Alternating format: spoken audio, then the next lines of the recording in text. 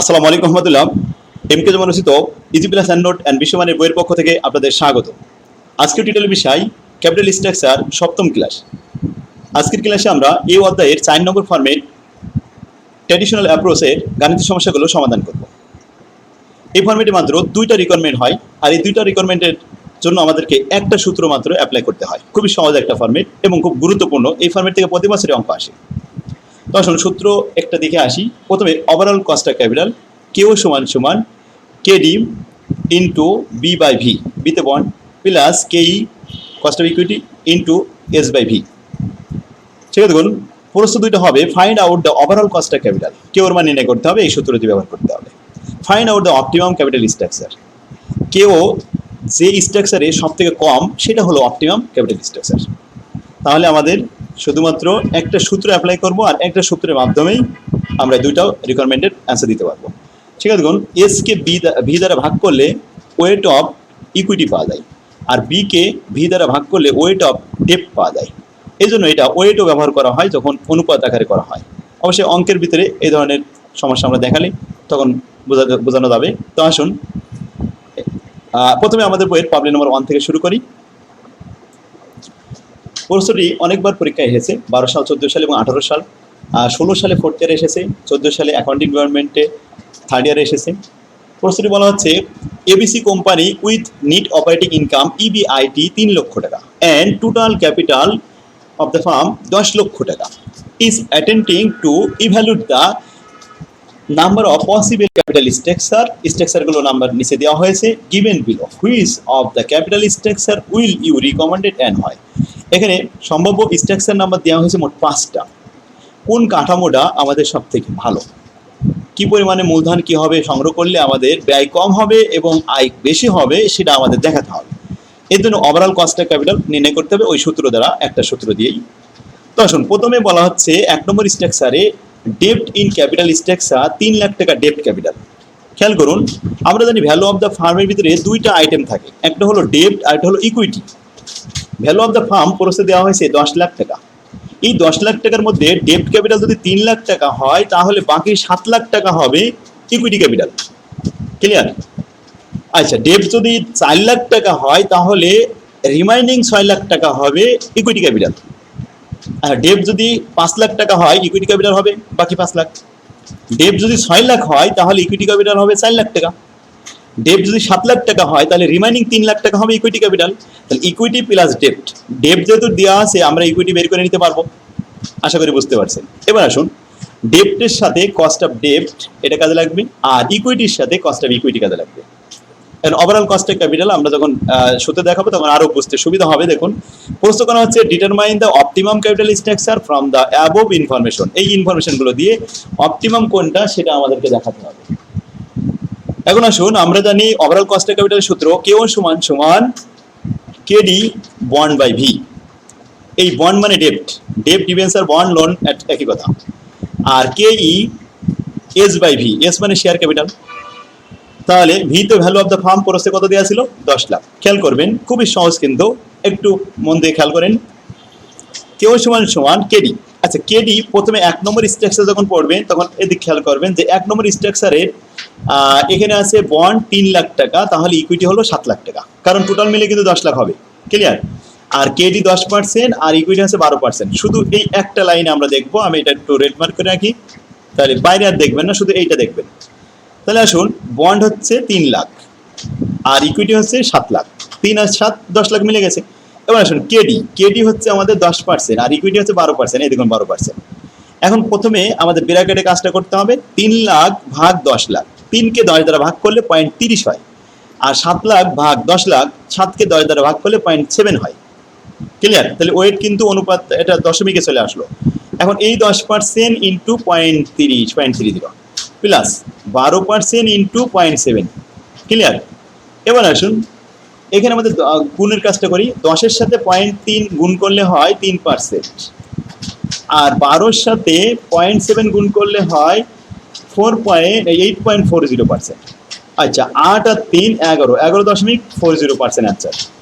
আশা করি আপনারা বুঝতে পারছেন। ক্লিয়ার? তাহলে 8 আর 3 11.40% অ্যান্সার হয়েছে। দ্বিতীয়টা এখন আসুন এখানে ডেট কত 4 লাখ, তাহলে ইকুইটি কত 6 লাখ। 2 নম্বরে ডেট 4 লাখ আর ইকুইটি 6 লাখ। হ্যাঁ, ডেটের রেট কত 10%, ইকুইটি রেট 12.5%। 4 লাখকে 10 দিয়ে ভাগ করলে 0.4 হয়, এর সাথে 10 গুণ করলাম। আচ্ছা, এরপরে 12.5% আর 6কে 10 দ্বারা ভাগ করলে 0.6 হয়, 12.5-এর সাথে 0.6 গুণ করলাম। প্রথমটা গুণ করে 4% হয়েছে, আর দ্বিতীয়টা 12.5-এর সাথে 0.6 গুণ করে 7.5% হয়েছে। 7.5 আর 4 11.5%। ক্লিয়ার? আশা করি এটা বুঝতে পারছেন। 3 নম্বরে চলে যান।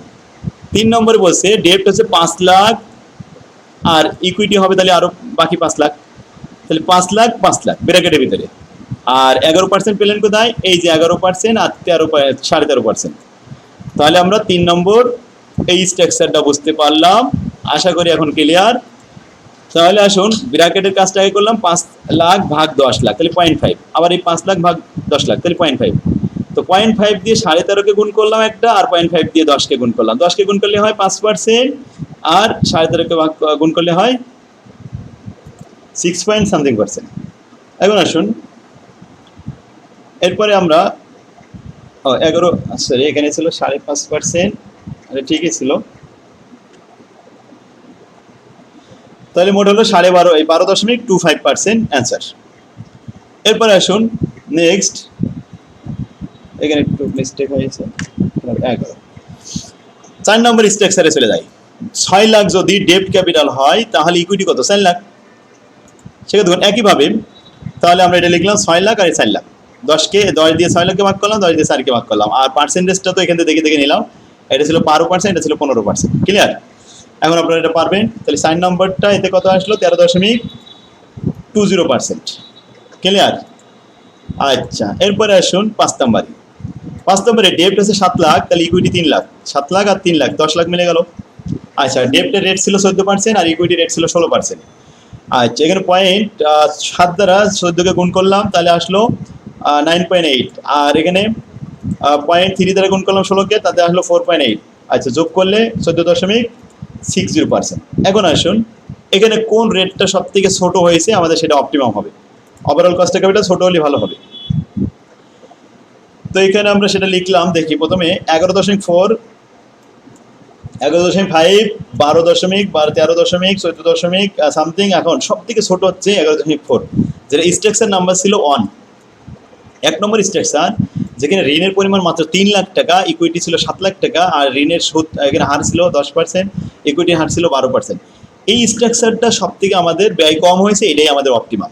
তো আমরা লিখে দিছি capital structure number 1 is the optimum capital structure because there cost overall cost of capital is lower than any other alternative. Clear? সেক্ষেত্রে সেমভাবে আমরা আরেকটা অঙ্ক করাবো। এটা 11 সাল, 13 সাল, 17 সাল এবং 12 সালে এসেছে 4th ইয়ারে এই অঙ্ক। আচ্ছা, the green dream limited going the declare the most disable, এখানে ক্যাপিটাল স্ট্রাকচার দেওয়া আছে। স্ট্রাকচার নাম্বারগুলো কীভাবে দেওয়া আছে একটু খেয়াল করুন। বসে the company various level of ডেপ্ট equity mixed after tax is given below. ডেপ্ট as percentage of total capital employ, total ক্যাপিটালের পার্সেন্টেজ দেওয়া হয়েছে ঋণের পরিমাণ। সেখানে দেখুন টোটাল ক্যাপিটাল 100%, তার মধ্যে ফার্ম এ মানে স্ট্রাকচার নাম্বার এ 0% ডেপ্ট, তাহলে 100% হলো ইকুইটি। আচ্ছা, 10% ডেপ্ট, তাহলে 90% ইকুইটি। এটা বলছে যে 15% ডেপ্ট, তাহলে 85% ইকুইটি। 20% ডেপ্ট, তাহলে এখানে 80% ইকুইটি। 30% ডেপ্ট, 70% ইকুইটি। 40% ডেপ্ট, তাহলে বাকি 60% ইকুইটি। 50% ডেপ্ট, তাহলে বাকি 50% ইকুইটি। এখন অ্যামাউন্ট না দিয়ে, আগে যেমন অঙ্কে অ্যামাউন্ট দেওয়া ছিল, এবার আর অ্যামাউন্ট দিল না, এরকম অ্যামাউন্ট না দিয়ে পার্সেন্টেজ দিয়ে দিল। পার্সেন্টেজ দিলে ওয়েট ব্যবহার করতে হয়, আর সেই সূত্র আমরা সাধারণত এইটা ব্যবহার করে থাকি। ঠিক আছে? Weight, KD weight of D, KE weight of E, weight of E equity. এখন আসুন কস্ট অফ ডেপ্ট এবং কস্ট অফ ইকুইটি দুটো দেওয়া আছে, তাহলে অ্যামাউন্টের জায়গায় কী দেওয়া আছে? ওয়েট দেওয়া আছে। এইটা ছাড়া আর কোনো পার্থক্য নেই। ডিটারমাইন দ্য অপটিমাম ডেপ্ট equity by mixed the company calculate the, এখানে বলছি compose the cost of capital, কে ওর মান বের করতে হবে। এখন আমাদের অপটিমামও দেখাতে হবে। উইনো দ্যাট আমরা জানি কেউ সমান সমান কেডি ডাব্লিউ ডি কেই ডাব্লিউ ই। এখন আমরা লিখলাম কেউ সমান সমান 5% হলো। এখন আসুন কেডি এই মানগুলো একটু দেখায়। 5% যখন প্রথমটা আমরা এখানে আসবো 1 নম্বরে, তখন 1 নম্বরের কেডি আর কেই নিতে হবে। তো 5% আর 12%, এটা নিলাম 5% ইন্টু ডেপ তো 0%, আর ইকুইটি হচ্ছে 12% ইন্টু 100%। তো 100% মানে 1, আর 0% মানে 0 দিলাম এখানে। ক্লিয়ার? তো দেখুন 5-এর সাথে 0 গুণ করলে তো 0 হয়ে যায়, আর 12-এর সাথে 1 গুণ করলে 12 থেকে যায়। তো 12 আর 0 যোগ করলে 12% হয়ে গেল, বা শেষ। 2 নম্বর দেখুন, 2 নম্বরে ডেপ বলছে 10% আর ইকুইটি তাহলে 90%। আচ্ছা, 10%কে আমরা ওয়েট বানাবো যখন অনুপাত, তখন কিন্তু দশমিক নিতে হবে। তাহলে 0.10 নিব আমরা। এখানে 5% ইন্টু 0.10 আর 12% ইন্টু 0.9। ক্লিয়ার? এখন আসুন গুণ করি। 5-এর সাথে 0.10 গুণ করলে 0.5 হয়, আর এখানে 12-এর সাথে 0.9 গুণ করলে 10.80 হয়।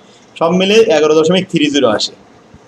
নেক্সট 3 নম্বর স্ট্রাকচারে চলে যান। সেখানে ডেপ দেওয়া আছে 15%, তাহলে ইকুইটি হলো 85%। তো আমরা সেটাই ইউজ করলাম। এখানে 5%-এর সাথে 15.15, আর এখানে 12.5%-এর সাথে 0.85, তাতে আসে 11.38%। ক্লিয়ার? লাস্ট নাম্বার এখানে ডি নাম্বার যেটা, সেটা বলছে কি ডেপ আছে 20%, তাহলে ইকুইটি হবে 8%। তো আমরা এখানে ইউজ করলাম এখানে 20 আর 0.8, তাহলে সব মিলে হলো 11.50। এরপর আসুন পি নাম্বার যেটা, পি নাম্বার বলছে 30% আর ইকুইটি হবে 70%। তো আসুন এটা লিখলাম, 6%-এর সাথে 0.30 গুণ করলাম, আর 14%-এর সাথে 0.7 গুণ করলাম, ফলাফল 1.8 আর 9.8, এটা আসলে 11.60%। অ্যান্সার শেষ। ক্লিয়ার? লাস্টে এবার ইকিউ যেটা লাস্টের আগেরটা, এটা বলছে ডেপ 40%, তাহলে ইকুইটি কত? 60%। তাহলে এটা হচ্ছে 0.40, এটা হচ্ছে 0.6। রেট আছে কত? 6.5 আর 16%। তো 6.5-এর সাথে 0.40 গুণ করলাম, আর 16-এর সাথে 0.6 গুণ করলাম, ফলাফল চলে আসলো। যোগ করলাম, যোগ করে 12.20। লাস্ট যেটা আর এর মান, এটা হচ্ছে 50-50। আর 50-50 যখন আমরা নিলাম, তখন এখানে 7-এর সাথে 0.5, আর এখানে 20%-এর সাথে 0.5, এটা 3.5% আর 10%, মোট 13.5%।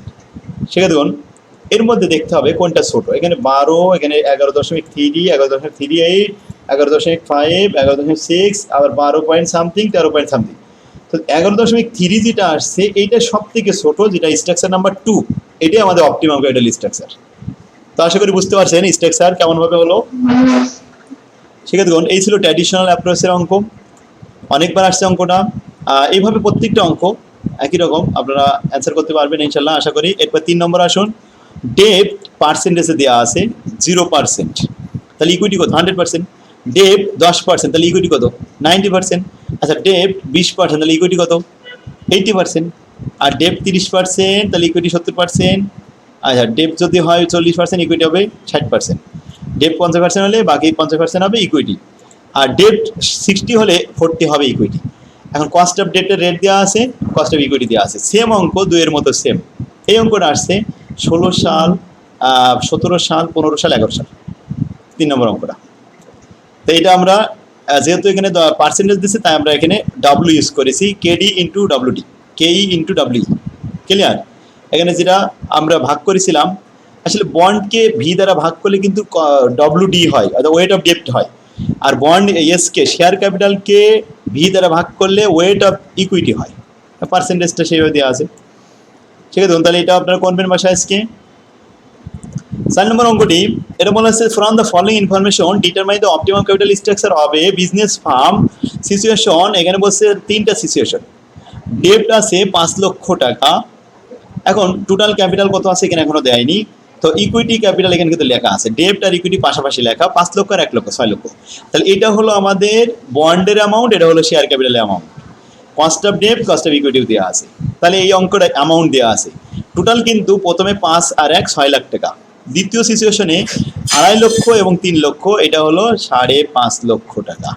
আর তৃতীয় হচ্ছে 1 লক্ষ 4 লক্ষ, 5 লক্ষ টাকা টোটাল ক্যাপিটাল। তো আমরা 3টা সিচুয়েশনের ওভারঅল কস্ট অফ ক্যাপিটাল দেখাবো, কেও সমান সমান। এবার আবার এস বাই ভি দেখাচ্ছি, কারণ ইকুইটি আছে, বন্ড আছে। প্রথমে আসুন 1 নম্বর situation, overall cost of capital KE, এটা হলো আমাদের ইকুইটি 10%।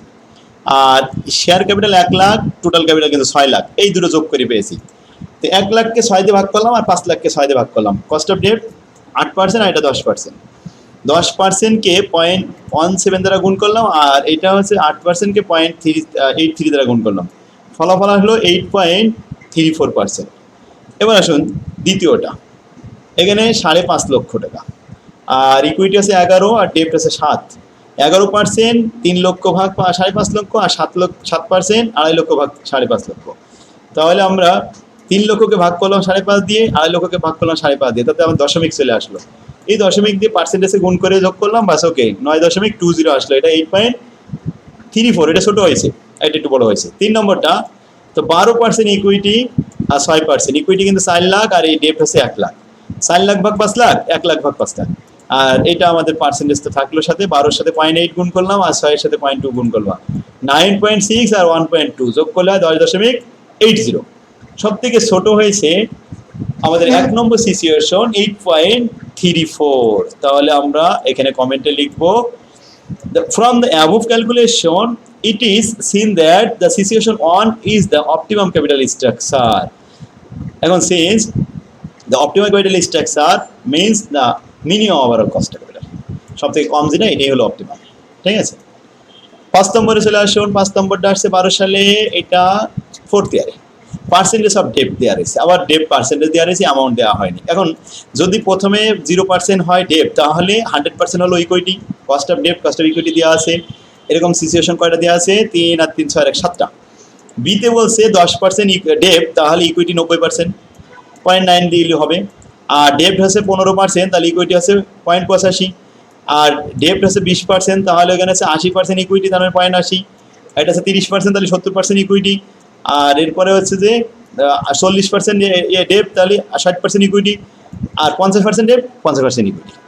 তাহলে এই যে 7টা স্ট্রাকচার, এর জন্য আমাদের 7টাই করা লাগবে। দেখবো যে কোনটা সব থেকে ছোট। এখানে হচ্ছে 12, এটা 11.30, 11.38, 11.5, 11.5 থেকে বেশি 12 দশমিক সামথিং, 13 দশমিক সামথিং। সব থেকে ছোট হয়েছে 11.3, অর্থাৎ এটা 2 নম্বর স্ট্রাকচার। ঠিক আছে, এই অঙ্কটা কত সালে এসেছে? দেখুন, অঙ্কটা এসেছে 12 সালে 4th ইয়ারে। এই ধরনের অঙ্ক আমরা এর আগেও কিন্তু করলাম। তো স্ট্রাকচার নাম্বার 2, এটাই আমাদের অপটিমাম।